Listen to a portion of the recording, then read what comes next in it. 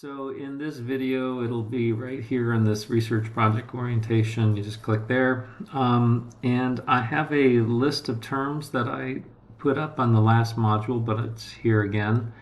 And as I've said, this is a document that I'll keep adding to as the semester goes on. It is certainly not a document that you have to complete. You certainly don't have to watch all the videos and know all the terms.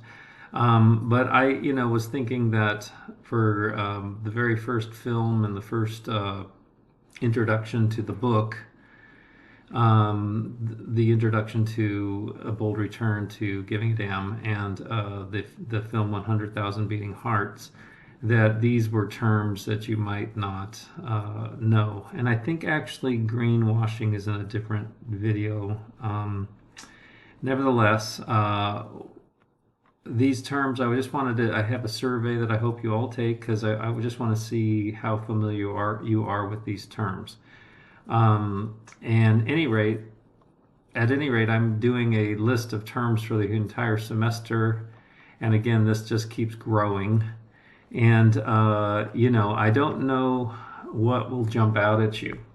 And so what I want you to do with this list, and by the way, below the list of terms, I'm kind of building a video library of short videos from YouTube that help explain what these items are. There are a million videos in some of these topics, and I'm just grabbing I'm previewing all of them and seeing ones that I think are, that seems to be basically what everyone else is saying about the topic.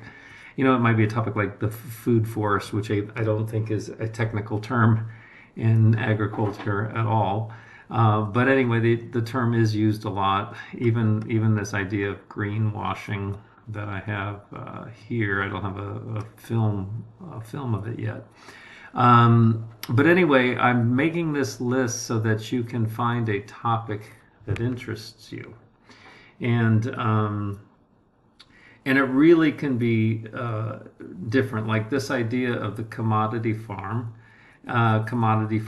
That is basically creating a product, and it's not graded whether good or bad. Like you grow corn and you send it to the giant factory that takes corn, and your corn gets mixed in with every other corn, or your cow gets mixed in with the meat, gets mixed in with cows from all over the world at the factory that's making the hamburger.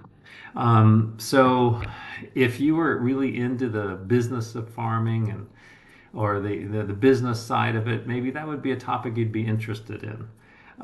The reason I have it here, which is interesting to me, is that in the book that we're reading, Will Harris doesn't want to be a part of it because he's growing different kind of animals. He's growing animals on pasture with no hormones or herbicides in the grass, no extra fertilizer. So he thinks his meat is different, and he doesn't want the meat of his cows or steer mixed in with the meat of other cows at a big factory. So he created his own, it's called an abattoir, which is a place where they slaughter the animals.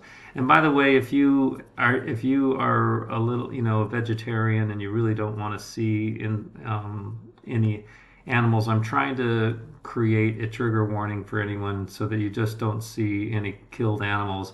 I haven't edited or haven't given you a trigger warning if it's just already, meat that's like at the butcher shop. It doesn't look like a cow, it just looks like a hunk of meat like you'd see in any grocery store. I don't give you any trigger warnings for that. But just if you will see an animal butchered and you can still tell that's the animal, then I will let you know. But anyway, Will Harris created his own abattoir on his and in his property so that he could sell his own meat and not have it mixed in with the giant commodity. So if you were interested in that business topic, you could go with that. My wife is really interested in nutrition, so I had to add it here. The writer Michael Pollan says that cows that are raised on grass only have a different ratio of omega-3 and omega-6 than cows that are raised on corn or other things that cows don't normally eat in a factory farm situation. So he says that, you know, for nutrition, an egg is not the same kind of egg depending on, you know, what the chicken is raised with. So you know, and the same thing is true with an apple.